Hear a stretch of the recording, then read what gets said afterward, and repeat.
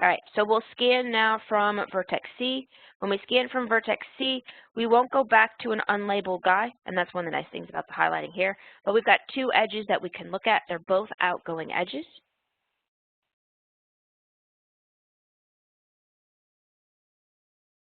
So that would be edge E5 and E6. Now, if we look at edge E5 and E6, where you're going to vertices D or E, what's the key thing? They're both outgoing edges, so we're trying to add extra flow to those edges. Can we add extra flow to either of those two edges?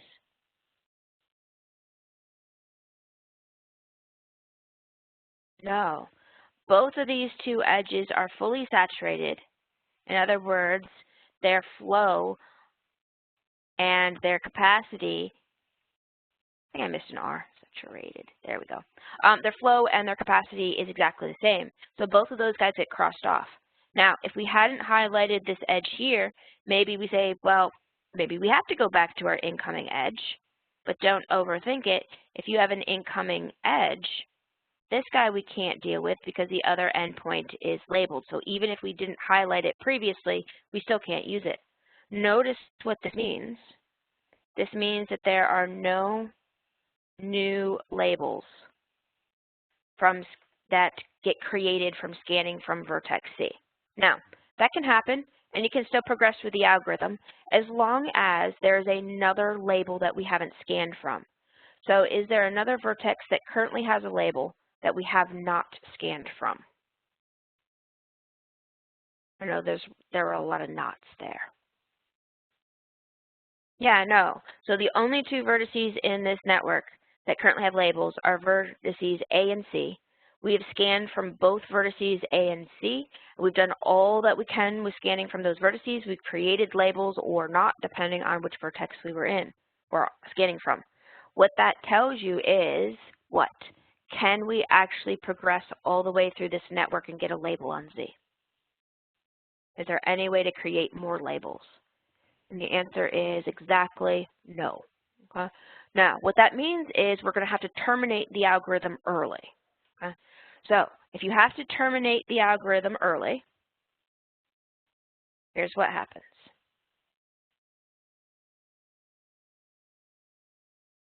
Okay? It means a couple of things. First thing, this means you already have a, whoa, that didn't work out to my benefit. This means you already have a maximum flow. So your current flow is a maximum flow. And any time that you claim that you have a maximum flow through your network, you have to come up with a cut that has the same capacity as your maximum flow. So this algorithm actually gives you what that cut is. So the associated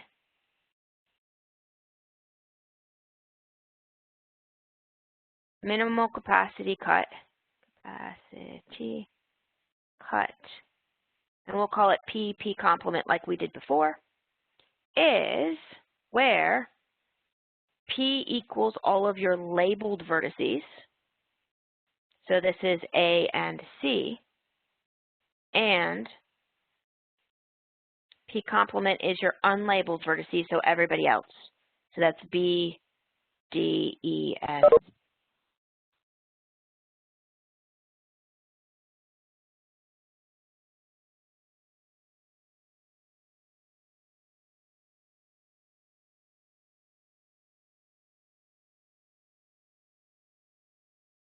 okay. Notice if we actually put that cut in on the actual graph, we can evaluate something with that cut.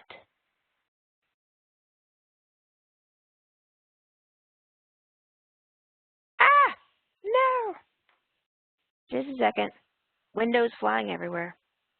My keyboard has been acting funky recently, and I tried to do a shortcut on my keyboard, and it didn't like it. Okay. All right. So if we put the cut on the actual graph, let me get a different color so the cut comes up easier. That would be the line representing the cut. Okay. Now notice, remember, the cut is what? It's actually going to be the edges that cross over your cut, and you're only looking at the forward edges that cross over the cut. So the actual edges involved with this cut, if we wrote them out, would be what? It would be A to B, and use your book's notation, the little funky arrow at top. It would also be C to E, and it would also be C to D.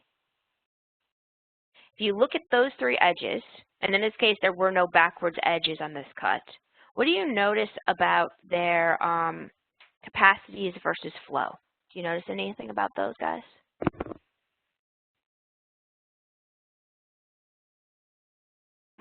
Yeah, all of those edges in the cut are at max capacity.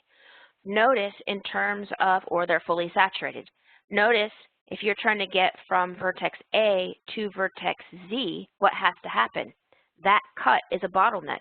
You have to have all of your flow flow across these three edges.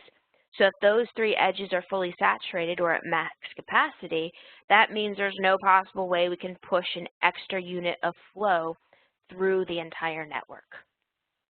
And that is how you can verify to either yourself or to someone else, or just by answering a question if the question asks you this, how do you verify that your flow is a maximum flow?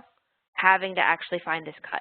And the Augmenting Flow Algorithm, the last iteration through the Augmenting Flow Algorithm, it'll actually give you what that cut is.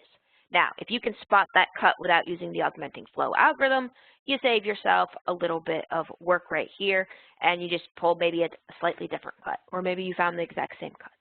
Okay? So that would be the way to show if you needed to find your maximum flow in your network, that would be a way to verify that you actually had it. Okay? Questions make sense? Feeling kind of okay?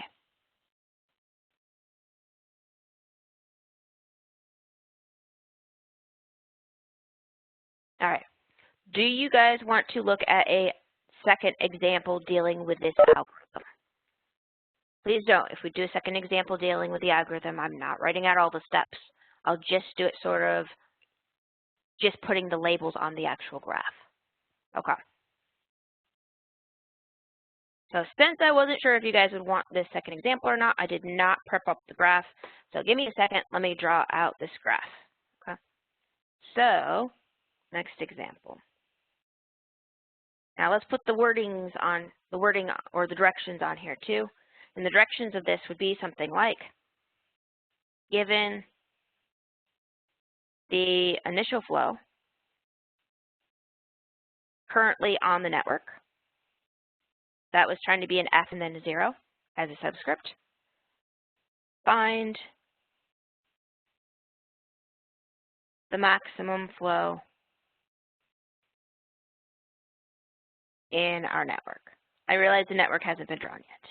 Okay, so that would be how you could see these directions used. You also will sometimes see the directions say very specifically, be sure to use your Augmenting Flow Algorithm to find the maximum flow in the network. And sometimes your author is super lazy with respect to this. He doesn't tell you to use the Augmenting Flow Algorithm. This one, let's actually fix that. He doesn't actually tell you to use the Augmenting Flow Algorithm. He just assumes that you're going to because we're in this section. It's trying to be an F and then a subscript with a 0 for initial flow. All right, so let's get the actual graph as well. So for this guy, I'm going to make it look really similar to the last network we have just because it's a relatively small network, but the edges change up a little bit and the capacities and flows change up a little bit. So for this guy, got an A,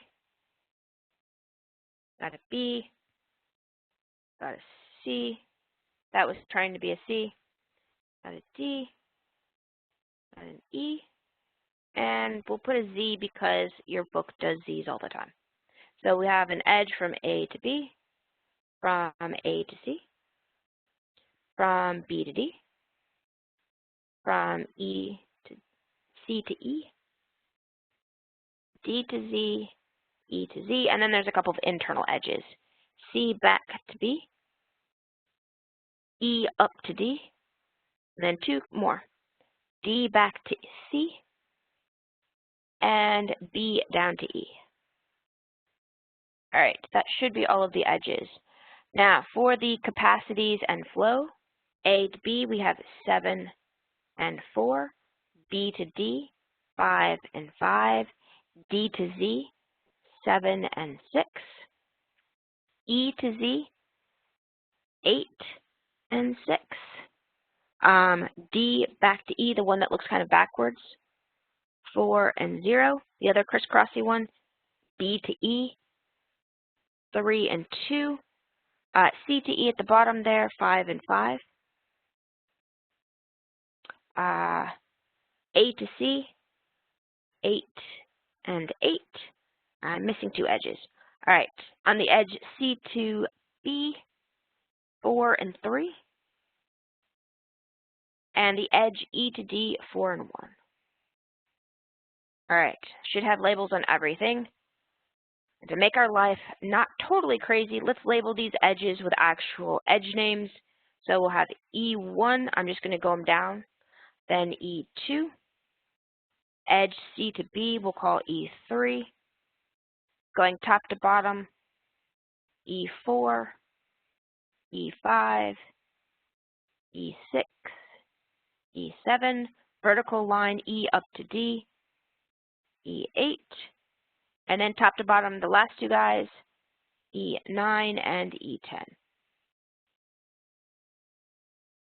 All right, so Augmenting Flow Algorithm, dealing with the labels completely in the graph. First thing, where are we starting? So we're going to scan from A. If you're doing this on your own, people don't always highlight it, but I personally find highlighters to be awesome in a graph class just because it organizes where you're looking at things.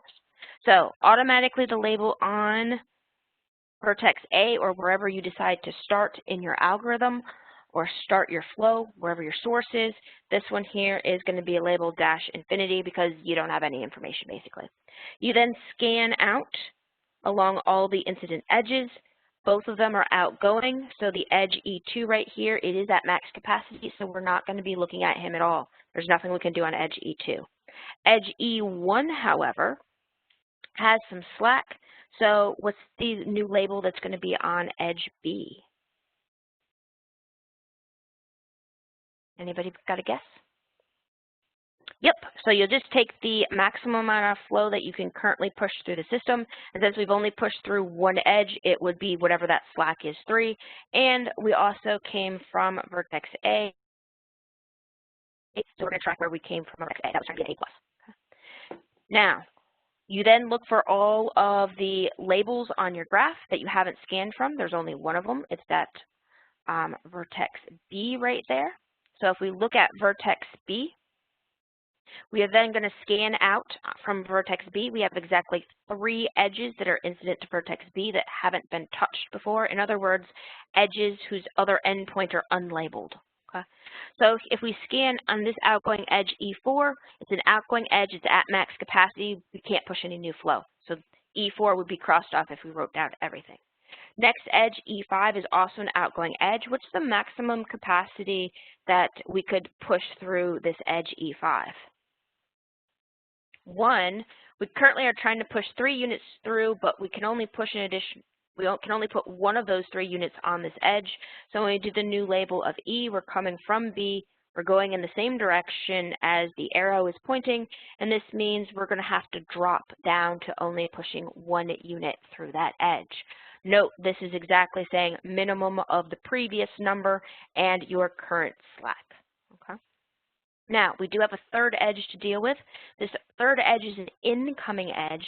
Anytime you have incoming edges, this is where you drop. In other words, we're going to be shuffling flow, in other words, deleting flow from this edge and moving it to one of our outgoing edges. So on this case, we would be the label on C. We would still be coming from B, backwards direction, and here's where you take the minimum of the current number you have of the flow you want to push through and what the current flow that you could actually move to somewhere else. So if we look at those 2 numbers, what happens? The minimum of 3 and 3 is going to be what? still 3. So this says if we're trying to move 3 units of flow through this system, we could actually pull all 3 units of the flow from this edge E3 and try to push it somewhere else. Okay?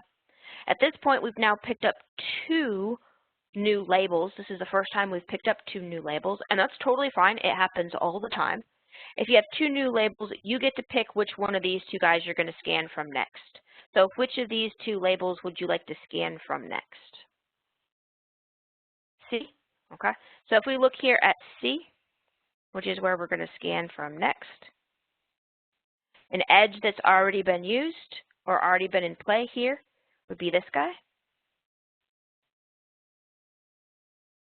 And then we're going to try to push some labels out from C. Now if we, actually I don't want to do that. We push some labels out here from C. What happens?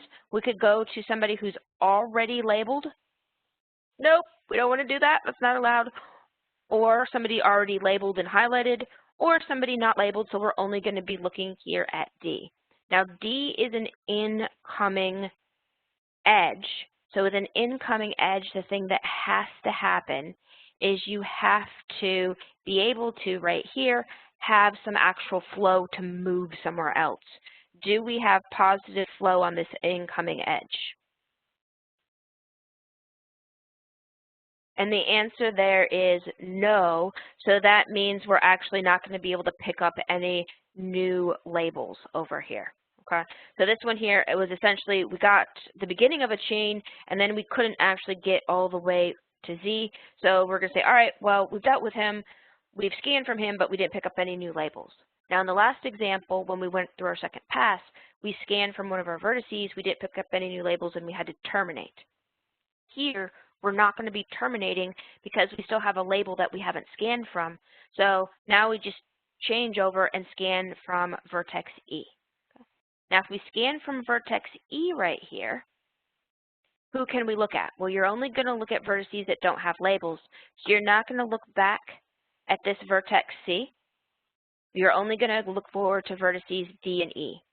Both vertices D and E, it's currently being used, both vertices D and E are outgoing edges. So if we look at these 2 guys, we're going to look at how much additional flow we can push through those edges. Now, at this point in time, our total flow we're pushing through the system has dropped to 1. So if we look through and check out what to put for a label on D, what do you guys think the label on D should be? I'll put the easy part. We're coming from E, and we're trying to follow the edge in the correct direction or the same direction as when it's going.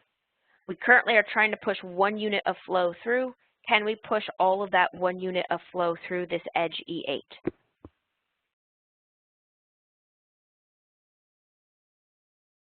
And with an answer of yes, you keep the 1 as the second position right here. So we've now picked up a new label on D. Then we look at our other edge, E10, which goes to an unlabeled vertex. And E10 right here does what? It says, hey, it looks like we also have some slack here. Could we push all 1 unit of our current flow we're trying to push through the system? Can we push that through this edge E10?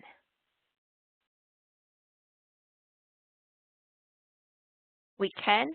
So in this particular case, what would happen, we would then get a label on vertex Z, and we were coming from vertex E, following the direction of the arrow, and we were able to go ahead and put what? We were able to go ahead and put all 1 of those units of flow through. Notice in this particular case, I don't have to scan from vertex D. Why? Because as soon as we got that label on vertex Z, that tells you we've got labels. Actually, here we've got labels everywhere, and that actually gives you a chain. In this particular case, your chain is also a directed path because we didn't use any of our backwards edges. Even though we did go and try to use 1 right here, it turned out it wasn't helpful. Okay? So if we then tried to find the next flow, the new adjusted flow would be taking all of this information, and we would just be adding 1 unit of flow here, here, and on that edge. So I'm just going to adjust. So the new, don't write with a highlighter. It doesn't work out well. So new flow, the value of the new flow would be the value of the old flow plus the new amount of flow we could push through the system. So we'll figure out the value of the old flow in just a second, but it would be +1. So anybody figure out what the value of the original flow is, and then I'll go and grab your question. Did anybody figure out the value of the original flow?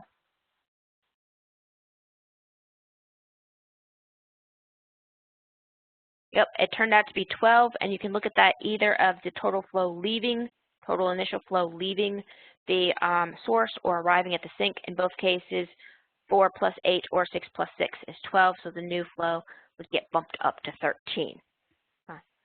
Now, the new flow itself, the actual values of the new flow, is exactly the same as the values of the original flow except for the 3 highlighted edges, and then those guys get bumped up by 1 unit, except if you add 1 to 6, it is not going to give you 5. So let's actually put the 7 there.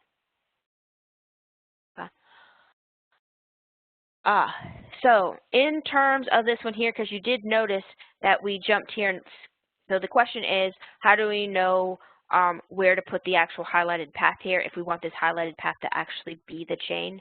One of the things that can happen is automatically if you get to all these labels, instead of a chain, you're actually behind the scenes developing a spanning tree. So let me go ahead and put in the spanning tree you're actually developing.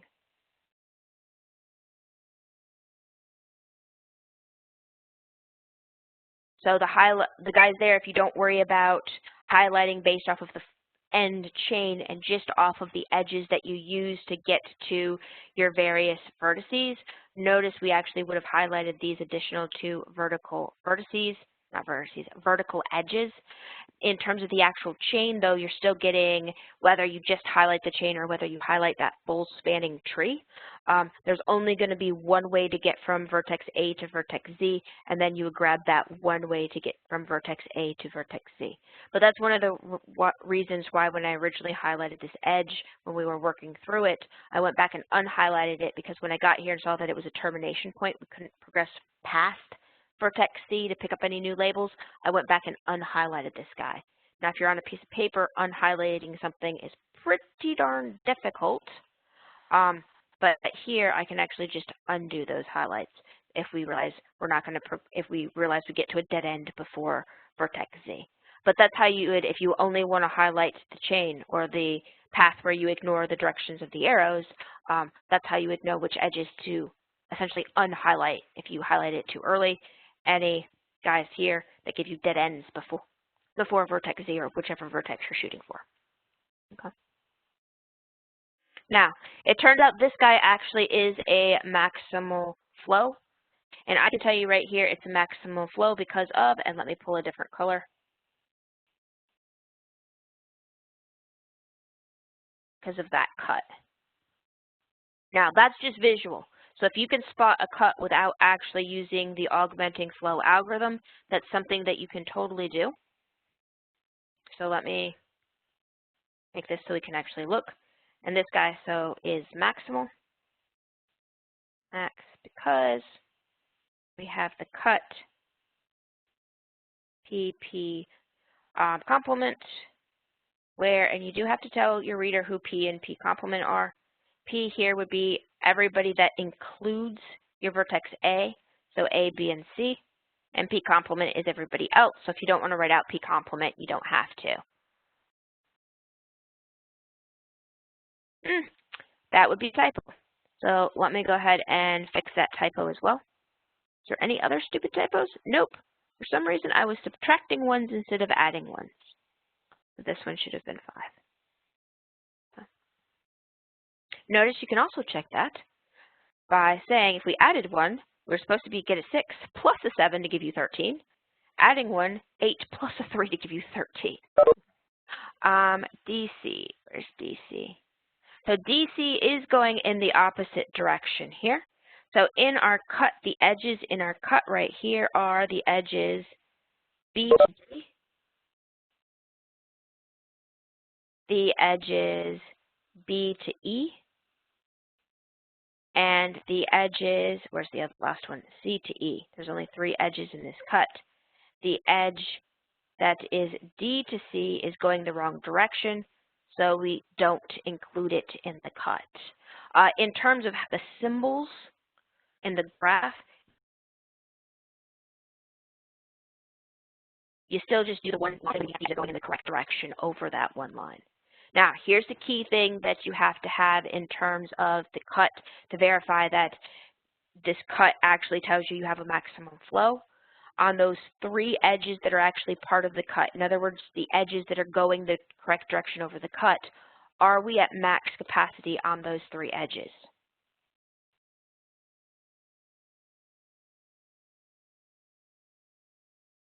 In other words, is there any way we could push more flow through this system? And the answer is what? All 3 of these edges, so B to D, which is E4, we're at max capacity, so no slack. B to E, we're at max capacity once we adjusted, so there's no slack.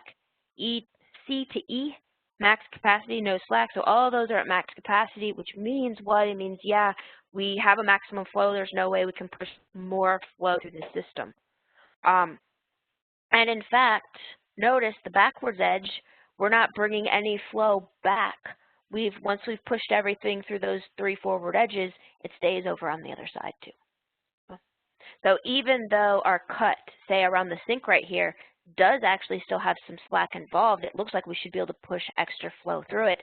There was actually a cut that we could find where A was on one side and Z was on the other side that we had already reached that maximum capacity of the cut on the forward direction arrows. Okay. But notice in terms of the work that I wrote down here, that's the entirety of the problem in terms of the work that I wrote down here.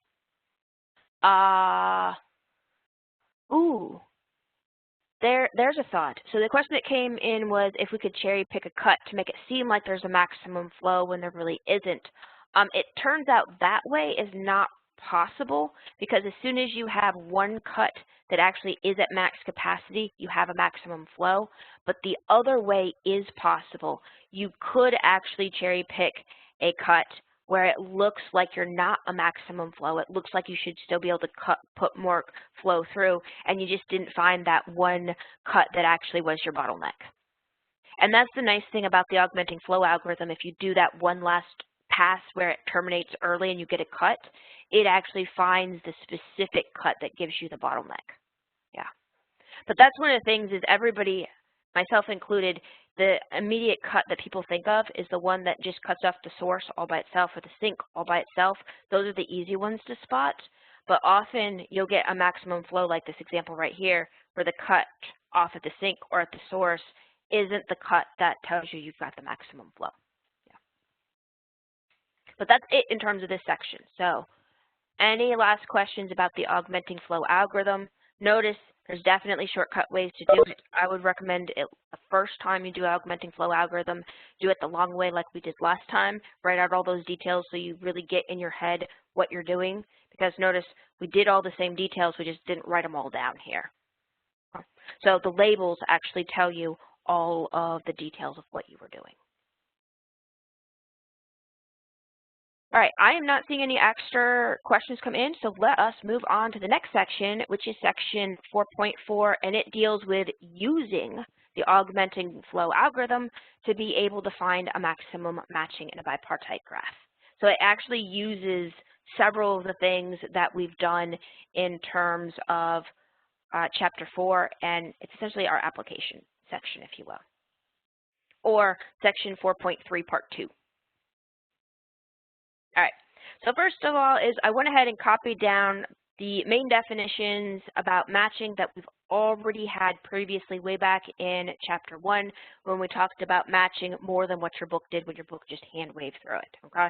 So this stuff is all terms, at least in the first part, terms we know already, but we need a reminder, okay? Wow, I mean, if you remember it, awesome, but I wanted to make sure you remembered it. The first thing is what we're going to do, the idea behind this whole section, it's a really, really short section, but dealing with matching. The idea is we have a bipartite network.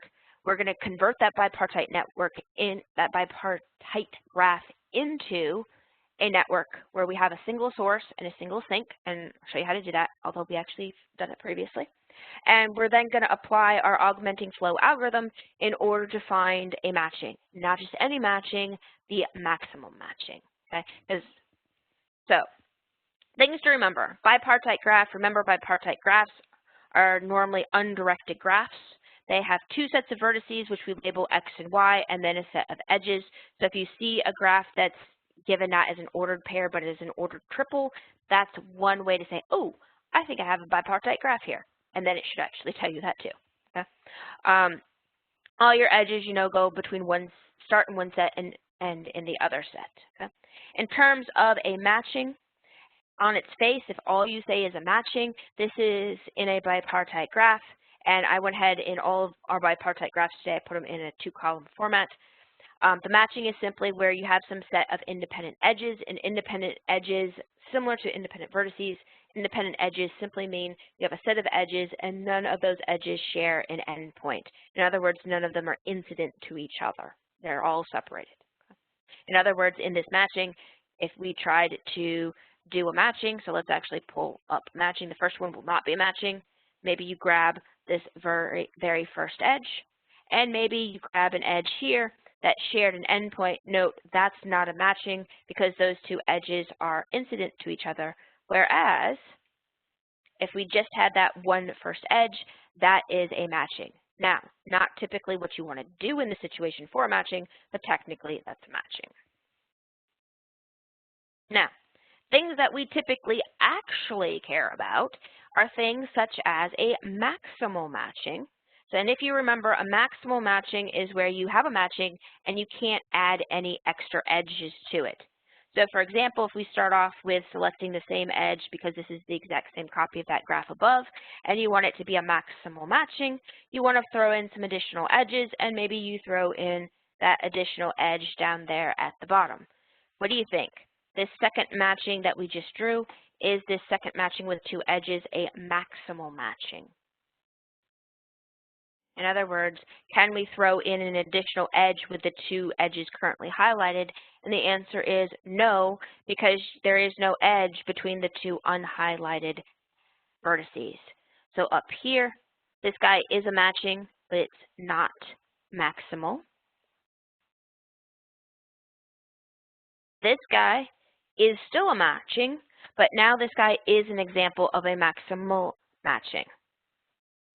Now, what you may be thinking of is, I don't care about a maximal matching, I want a maximum matching. And the difference between a maximal and maximum matching is a maximum with a different ending.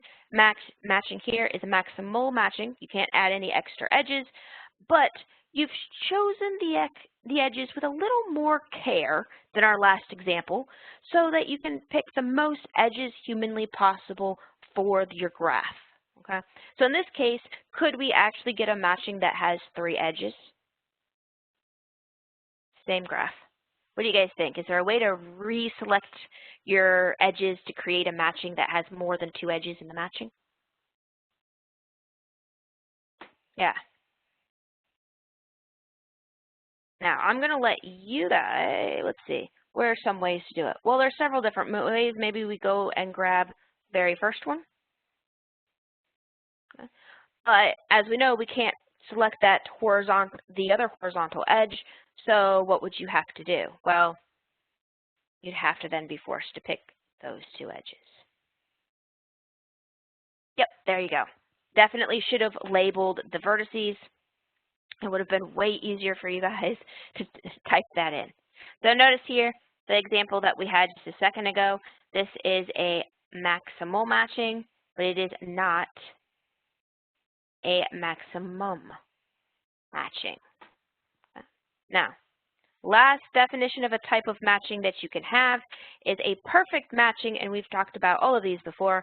If we remember, a perfect matching is where all of the vertices in your graph are actually used specifically every edge in your matching is incident to, or I should rephrase it, every vertex in your graph is incident to one of the edges in the matching.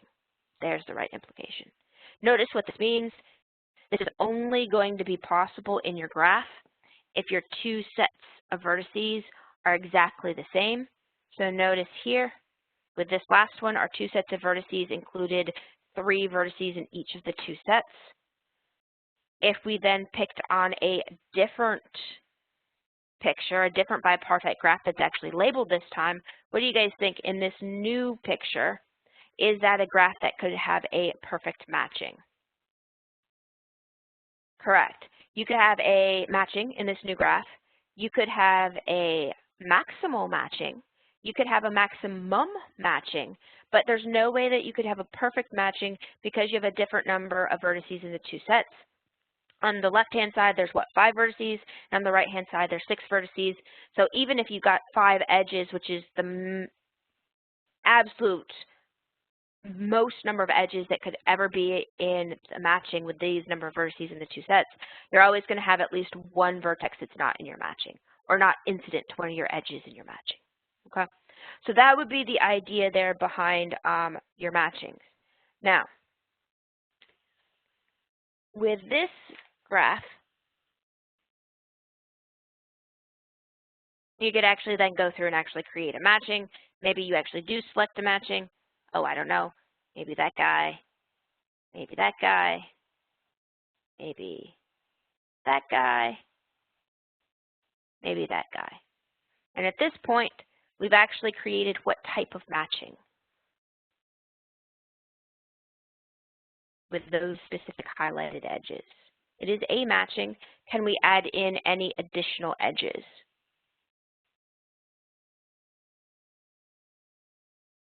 Right.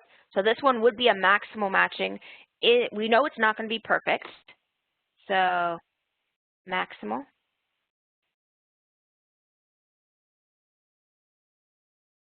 No perfect matchings.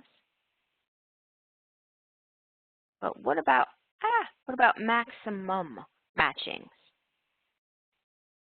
In other words, is this a maximum matching?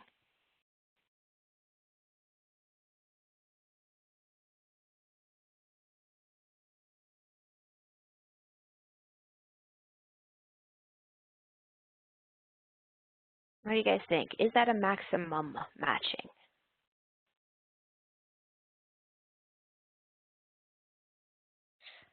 Turns out it's not. Turns out we actually could match this guy in such a way where it is one extra edge. So this is not maximum. And it's not just because we didn't match the last edge right here. Up earlier, we could have redone edges, and the big one to redo really is FL. We could swap it up here to FD, where we actually pull this degree 1 guy. And the other edge we would need to swap is would need to start worrying about some of the other edges too. But it turns out if we do that, like simply just go FL and change it up to FD, we could actually match down here to L. Yeah, that would be a quick change up. So it turns out finding somebody that's maximal, that one is probably the most straightforward matching to get, is the maximal matching. To actually make it so you have an maximum matching, so as many edges as humanly possible, that's the one where you have to just be like, oh, that's a stupid edge to include, I have to chuck it out and replace it with a different edge type thing. Okay. Now, I can't remember if we talked about an X matching before or not, but if not, we're going to need it because it's used in one of the theorems here in just a second. An X matching is simply a matching that's going to use all the vertices in your set X. So notice it's actually a maximum matching because set X here is one of the two sets of vertices. It has to be the two sets of vertices that has the fewest number of vertices in it. And it's telling you that, hey, you actually were able to match your edge or have an edge that is incident to all of the vertices in, and then it tells you which set it's in. Okay? So this is a special way of talking about a maximum matching. Now, note what this means. It does imply exactly what we just said. It implies, first of all, that the X matching is, in fact, a maximum matching. I need to be writing as I talk in the future, I think. And it also implies the set X is the one with the fewer vertices, or equal. If they're equal, that's fine. Okay. The other thing we're going to need is, we talked about an edge cover before, and this was specifically a set of vertices where every edge in the graph has at least one endpoint incident or in this set of vertices, and that's also used in this theorem. Okay, so the theorem uses both of these two terms. So this first theorem is contributed to Koenig and, I can't pronounce his name, dude whose last name starts with an E and is relatively long.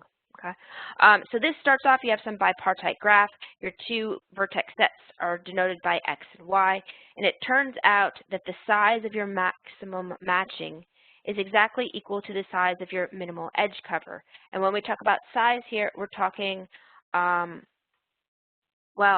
in this case, you can actually count up the number of edges, would be a way to think about this. But you can also do this because edges and vertices is just how you count them. It would also be based off of your vertices that you're using as well. Okay. So that would be the guy who relates it. In terms of the theorem that we're actually going to care about a little bit more with matching is Hull's marriage theorem. Okay. In your book, this is theorem number 2. So this is a super duper famous theorem. Contributed to Hull. So here you start off with a bipartite graph. So your two vertex sets are X and Y. This guy has an X matching if and only if for any subset of vertices from your set X, the range of those vertices is greater than or equal to this set of those vertices. Now, remember we're dealing with sets, so these vertical lines actually mean cardinality. So cardinality of the range is greater than or equal to cardinality or number of vertices in that set A originally. Where the range of set A is all of the vertices that are adjacent to your vertices in set A. Okay? In other words, you're looking at all of the other endpoints when you read across your bipartite graph. Now, if we actually do a little baby example of what's going on with Hull's marriage theorem here, specifically what it's talking about with our set A and our set RA, the range of A, X always has to be the vertex set that's smaller. So because this is a bipartite graph on 3 and 4 vertices, X had to be the set of 3 vertices. You pick some subset A, some subset of X we're going to call A. It doesn't matter who you actually pick. In this particular case, let me go ahead and just select the top 2 vertices to be our subset of A. This has to work for all subsets of A, all subsets A of the vertex set X. So it would have to work for, well, if you pick none of them, it's automatically true. But if you pick only one vertex, it has to be true. If you pick any pair of vertices, it has to be true. And if you pick all of the vertices, it would also have to be true. But let's just look at one illustrating example. Now, if we then look at all of the vertices adjacent to the vertices in set A, notice we're actually looking at who? Well, if you grab the edges that are incident to these vertices, you then track down who's actually in your range of A, and that would be these 3 vertices, and that would be your set that's the range of A. Notice for this particular one illustration in this example, so for this subset A, notice what we have. The number of vertices we selected in set A is 2. The number of vertices in your range of set A is 3. So this does tell you that we satisfy the condition that Hull's marriage theorem tells you that we're supposed to have, which is the cardinality of the range is greater than or equal to the cardinality of that subset. Okay. And notice, why does this have to be true? In order to have your X matching, you can't have it where you try to match all of these vertices. You try to match all these vertices in subset A to somebody on the other side. You can't have it that your range is less than the original subset A, because you wouldn't actually be able to pick up the independent edges, the edges that don't share endpoints. That's what's going on behind the scenes. Okay. All right, so that's the mechanics of, or at least the hand-waving gloss over mechanics of what Hall's marriage theorem is telling you. In terms of how to use it, here's an example of how you would use this thing.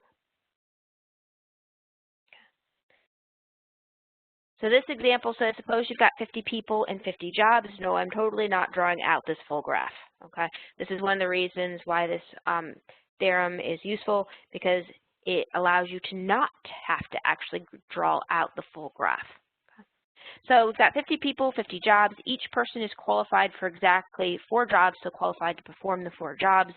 And for each job, there are 4 people across the 50 people who can actually do it. Notice what this means. This means if you do actually draw out this 50 vertex bipartite graph, have fun with that. We're not doing that together. Tells you every single vertex is degree 4. Okay? Now, here's the question. We want to know, is it possible for, let's assume there's a company involved, is it possible for each person to be assigned a job that they are actually qualified to perform? In other words, what is this saying? In this bipartite graph, people on one side, jobs on the other side, degree 4 for each of your vertices, is it possible to actually find, in this case, a perfect matching?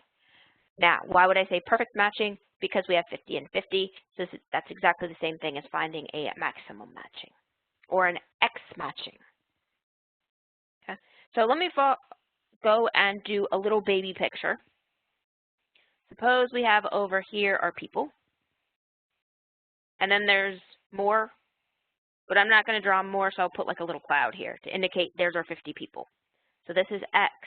It's going to represent people, and in terms of the number of people it was supposed to have, we're going to pretend there's 50 little vertices in that cloud. Obviously, they weren't all drawn. Okay. Then we also have our jobs. Again, I'm not going to draw all 50 of them. A little cloud here to represent there's more. This is set X. This would be all the jobs we're looking at. And this would be the cardinality, or the number of jobs that we're looking at is also 50. Now, in this graph, the edges of this bipart graph would represent the person who's qualified for your job. So the person-job interaction, meaning that the person is qualified for the job.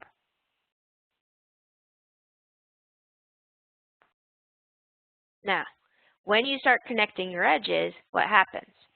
Well, the first person is qualified for 4 jobs. I don't know which 4, so I just arbitrarily picked 4 jobs. The next person is qualified for some of these guys. I'm just going to arbitrarily put in some extra lines. Okay. So you've got some bipartite graph, but actually all of those vertices need to be degree 4. So if we start looking at this one, notice what we can do. We can say, let A be any subset of our set of people, so of set X. Okay? So maybe we focus in on and look at these first, I don't know, 3 vertices here for our A. Now, what do we know about that subset? We know then there are a grand total of what? Well, each vertex was supposed to be degree 3, not degree 3, degree 4. So we have 4 times the number of vertices in that set A. Those are how many edges are leaving set A. In other words, it's the number of edges incident to the vertices in set A. Now, what does that also tell you? If this is the number of edges that are leaving set A, that means if each one of these edges connected to a different vertex over in jobs, we could have a grand total of 4 times however many vertices are in set A, number of edges in the range of A. But notice here, we could also go and connect back to the same job, it's totally possible that more than one person in the set A could be qualified for the same job. So notice what that means. This means at most, let's pretend I could spell the word at most 4 of these edges are going to connect to the same vertex in set Y. So go to any one little vertex Y in set capital Y for the jobs. And this is exactly what we just said. This tells us that the number of vertices in the range of A is less than or equal to 4 times the number of vertices in set A. I feel like I said that over again. Anyway, thing that we wrote down there is fine. Now, note, since at most of the 4 of those guys go to any one vertex, it also tells you that you're not going to have them all go to this, not all of these edges are going to go to the same vertex. So you also get the relation that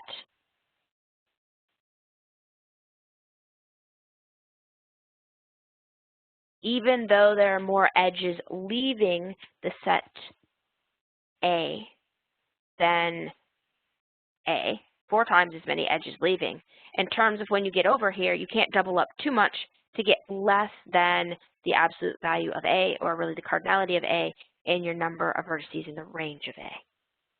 Yeah, we need more space. I keep fixating more on not overwriting things, and you guys just need to see it. All right, so that'll take care of that. Okay. Now, since we picked an arbitrary subset of our bipartite graph, and this one over here is the one that we actually didn't need. That's the result that we needed. We could then apply Hull's marriage theorem. So by Hull's theorem, in your book, this is theorem 2. There exists an X matching. Now, please note, because X and Y have the same number of vertices, this also means that we have a perfect matching. Now, note the downfall or the limitations of this particular theorem. It does not tell you what that matching is. All it tells you is if some matching will exist. So in terms of application for this, notice what the nice thing here is. If you're some company, you have people, you've got jobs, you're trying to match them up to actually whatever it is you're trying to do. Maybe it's really people and jobs on teams, and you're trying to split your people up into teams where they're qualified. In this case, you do a little bit of behind-the-scenes work here, and you're like, oh, yep, perfect matching exists. Now I'm just going to send it off to somebody that I really don't like and let them find that matching. On the flip side, maybe this is something where you come up and you do some of this scratch work and you realize, wow, there's no way that I can actually guarantee that for every one of these subsets, I actually have this inequality. Maybe I find, maybe you actually did, since you have all the information on your people and your jobs, maybe you find that 2 people are qualified for the range, and those 2 people are maybe way less than 2. Maybe those 2 people are only qualified for the exact same job. That would mean then that you would not be able to get a perfect matching because those 2 people, and maybe you decide one of those 2 peoples, they're going to have to suck it up, learn something new, and get thrown into a job that they are not qualified for. But in terms of the matching on the graph, that would tell you, nope, I don't have that X matching, and that would also be a use of how to apply Hull's theorem. Okay. But that would be some results there. Questions? Make sense? Kind of okay. I realize that's far more theoretical than what we often have been doing, but quite frankly, this is one of the things that you often see a lot, especially when you start getting into larger graphs where you decide you're not going to actually just brute force everything. You have to get some sort of extra information so it doesn't take you hours and hours to do the work, especially if a matching doesn't exist. All right, so now into the meat of this section. And the meat of this section is dealing with finding that maximal matching, assuming it exists, and the technique of having some sort of algorithm to help you find that matching. So it's not you just trying to select a matching, you find it's maximal and you need to check to see if it actually is a maximal matching as well. This algorithm will work if it's a perfect matching. This algorithm will work if it's you have two different sizes. I need to rephrase that because those are technical terms. If your two vertex sets have a different number of vertices in them, this will also work to give you a maximum matching. This algorithm is great if you currently have a maximal matching and you need to convert it into a maximum matching. It also works if you don't have a clue where to start. It'll also give you an initial matching as well, and then you check to see if it actually gave you the maximum matching. So here's what happens. You're starting off with some bipartite graph. This bipartite graph, you want to find a matching on it. So first, we're going to convert this thing into a network, specifically something that can handle the augmenting flow algorithm. So we're going to turn it into a network that has a flow attached to it. Okay? So here's how you convert. First, in your bipartite graph, you keep the current bipartite graph, but you are going to do the following. You're going to put a supply of 1 at each vertex set on the left-hand side, so what we've been calling vertex set X. We'll put a demand on each vertex in the set Y, so that's the vertex set that's on the right-hand side.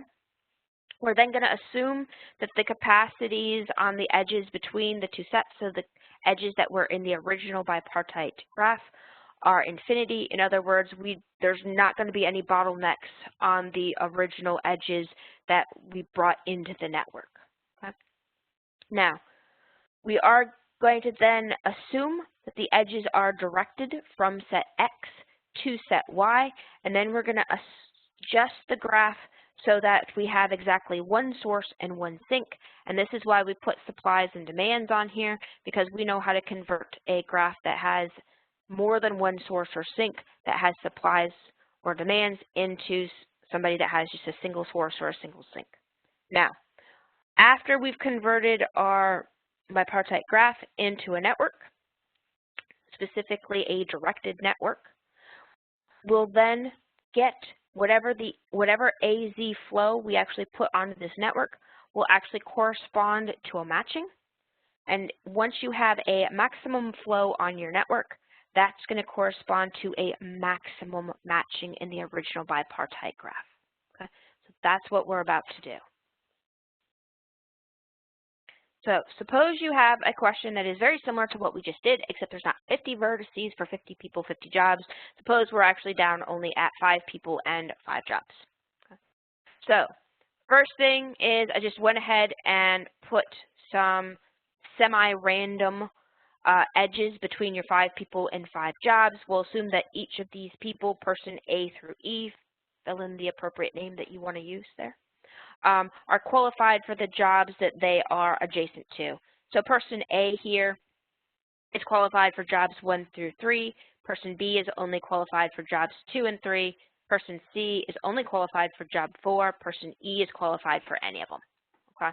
Now, since we have the same number of jobs and people, if we have a maximum matching, it is going to be, well, if you have a maximum matching, it'll be the maximum number of edges possible. If we actually are able to get an X matching, that X matching would be both maximum as well as a perfect matching. So we're hoping our maximum matching is also a perfect matching. Okay. Now, for this one right here, we could actually throw an initial matching on there. And did I actually grab an initial possible matching? Yeah. And this initial possible matching is on purpose, not a X matching.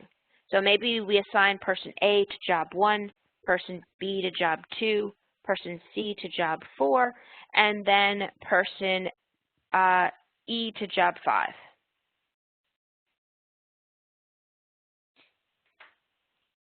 Notice at this point, person D can't be assigned a job based on his qualifications because person D is only qualified for job 1 and 5. So this gives us a maximal matching,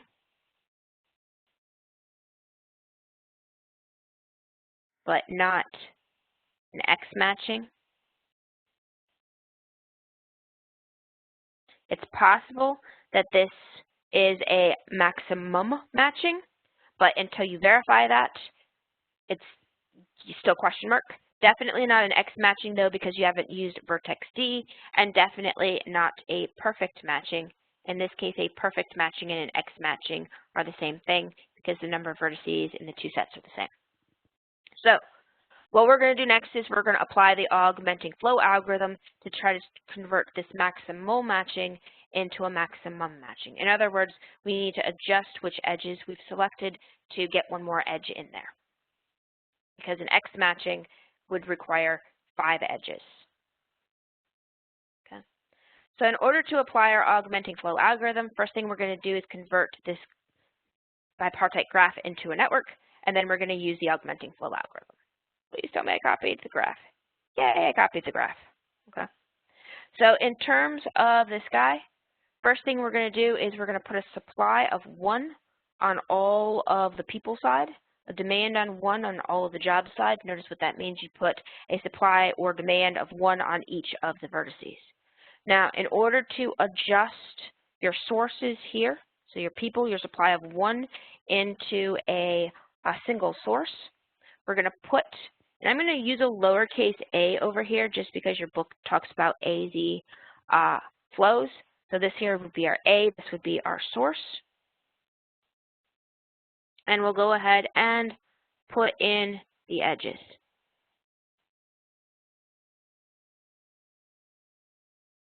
Now, since each of those original vertices A through E was supposed to have a supply of 1, so let me tag this down here, supply of 1. That means the capacity on each of these new black edges we just drew in is going to have a capacity of 1.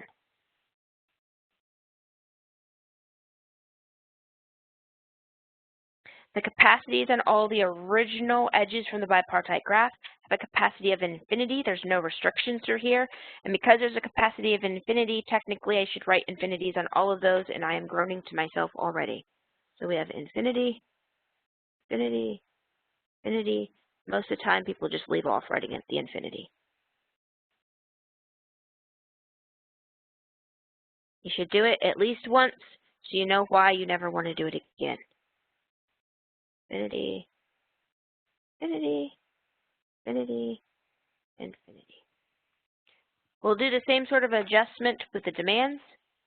Our demands, we are supposed to have a demand of 1 on each of the vertices 1 through 5. So we'll add in a sink. And we connect each of our vertices that had a demand over here to the sink. So that is all of the vertices on the right-hand column. Here are capacities of 1 because we had a demand of 1 on each of those vertices. Okay.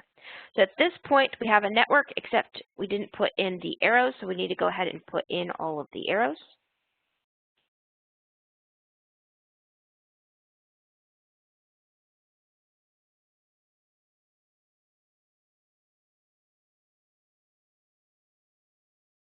So we now have 1 source, 1 sink, arrows on everybody, and the capacities on all the edges, 1 on the newly edge, a capacity of 1 on the newly added edges, and capacity of infinity on the original edges. Now, if we want to apply the augmenting flow algorithm, you have to have an initial flow. Okay? So the initial flow is I'm going to actually pull the exact same matching that we had before. The original matching that we did is we matched A and 1. So we're going to say that that's the same as having a flow of 1. I'm not going to highlight it because we're going to highlight the new thing we want to do. We also matched B to 2. So we'll put a flow of 1 there. Anybody not on the matching, you put a flow of 0.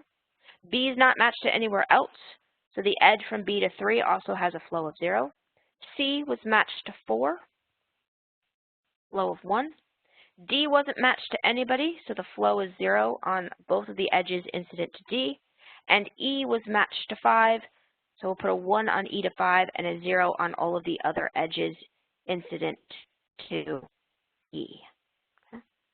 Now, once you've identified which edges the initial flow was on, then you have to go back to the new edges we added and to see where stuff is happening.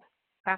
So here, A had a flow of 1 coming out of it, so we have to have a flow coming into capital A. B has a flow of 1 coming out of it, so we have to have a flow of 1 coming into B. C was matched, so it has a flow of 1 coming into it. D was unmatched, so it has a flow of 0, and E was matched, so it has a flow of 1. Notice flow of 1 goes to a vertex that was used in the matching, flow of 0, a vertex that was not used in the matching. Same thing will happen on the far side. So we used in our matching 1, 2, 4, and 5. 3 was unused, so there'll be flow of 0 on vertex 3. The other 4 vertices will have a flow of 1 coming out of them towards the sink. And that's how you set up your initial flow that corresponds to your initial matching, whatever that initial matching is. If your initial matching is already maximum, when we apply the augmenting flow algorithm, it will terminate early and give you a cut set, and that tells you have a maximum matching. In our case, we do not have a maximum matching. We have a maximal matching, and what we'll find is we're going to be able to not use one of the edges we on purpose picked to make it not maximum, and have to then repick a different edge. So our current flow has a value of 4. Notice that corresponds to the 4 edges currently used in the current matching. And that's a way to check to make sure you did that right. Now, in terms of applying this algorithm based on time, I'll go ahead and apply the algorithm on the actual individual vertices like we did on our second example earlier today, as opposed to writing it all out.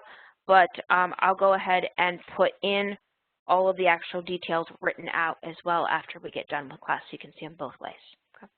So what you do first is you start applying your algorithm, your augmenting flow algorithm. I'm on purpose going to pick a different color since we have both black and red already on here. So I picked blue to write down all of our labels. So you always start with your source, which is A, and the label on the source is dash infinity. So this means you could pump infinitely many flows, infinitely much flow through your new network. Hint, you're not going to do that, okay? So what do? We see all of the edges that are currently incident A, and we see they're all outgoing edges. There's exactly one of these outgoing edges right here that has what? That has a any slack at all left in it. Everybody else is at max capacity. So the only guy who's going to get a label is down here going to vertex D. If we look at vertex D, the label would be we're coming from A, and we could actually push 1 unit of additional flow through that edge A to D. Now, once we have our label on vertex D, we scan from vertex D, and notice since we came from a bipartite graph, we're only going to be looking at all the vertices on the other side. All of these vertices, both 1 and 5, are forwards direction or outgoing arrows, so we look at both of them. Both of them have infinite slack left, so we could go either one of those 2 directions. So we'll need to put a label on both 1 and 5. If we go up to 1, we came from D, so D plus. We currently have 1 unit of flow coming into D, so that means that the maximum amount of flow that we could push through this infinite capacity edge would be 1 right there. We'll then do the same thing down here at 5. So down at 5, the label would again be coming from D, and maximum amount of flow that could be pushed through is 1 that was already determined once you got to D. At this point, you then get to select which of those 2 guys you would prefer to deal with, and actually those should be capital letters. So just a second, let me actually correct this, especially since we have a lowercase a and a capital letter A, so whether it's lowercase or uppercase is going to matter here in the future. Okay. So then we have to decide which of these 2 vertices we would like to scan from. It turns out it really doesn't matter. You could pick a lot of different things. So you could pick either this one or you could pick this one. Do you guys have a preference? Trying to think which one off the top of my head would actually be quicker. I don't know. I don't remember. So let's choose this guy here, the one on the top, just because it's on top. So we'll scan from this guy. Notice the only guys you can scan from are either going to the sink, well that one's at full capacity, can't go there, or backwards, can't go back to D. So you could either go to A, or you could go back to, or you could go down to E. Okay. So if we actually go down to, I don't know, maybe which one would you guys like to go to? Anybody have a preference? Yeah, 5 is probably actually going to be quicker. And the thing I was thinking is we're probably going to just need to replace who we've matched. DE would probably be the one that's going to make it a little faster. The only reason I'm thinking faster is just because of the time left. So let's go ahead and do that since you guys got that suggestion. That was in red, so we'll put back in the circle. So we'll do this one first. So this guy, if we scan out, you've only got, well, one choice, and that in part will get you faster. So if we look at this guy, what will happen? You scan out, you're only going to be putting a new label on vertex E. If you put a label on vertex E, you're coming from vertex 5, but in a backwards direction. You've got here, in terms of the flow is currently 1. Remember, backwards, you're looking at flow, not flat. So you look at the minimum between 1 and 1. Hint, it's 1. The nice thing about a matching is because our flows are pulled down to a 1, all of your labels are going to be 1 here as long as you're just readjusting one edge. If you're readjusting multiple edges, that's the only time when you're going to have this second number in the label get bigger than a 1. Okay. So then at E, we'll scan out. And when we scan from E, and notice we could have actually gone back and picked up where to go from 1, but since we think this is the one to move, let's just go out to back to E here. So when you look out from E, you scan out and you see that, well, 1's already labeled, so you're only looking at 2, 3, or 4. So if we put labels on all 3 of those guys, 2, 3, and 4, at 2, the label tells us we're coming from vertex E, and we could push a flow of 1 through. At vertex 3, this tells you you're coming from vertex E, and you could potentially push a flow of 1 through. And at vertex 4, again, coming from vertex E, and you're trying to push a flow of 1 unit through. Now, right now we have 4 labeled vertices that we haven't scanned from. So you want to select one that actually will get you to the sink. And if you want this to be the quickest possible, you select the labeled vertex that you haven't scanned from that can jump you directly to the sink if possible. So yeah, I would definitely pick vertex 3 as well. Why? Because it's the only one that actually has some slack between it and the sink.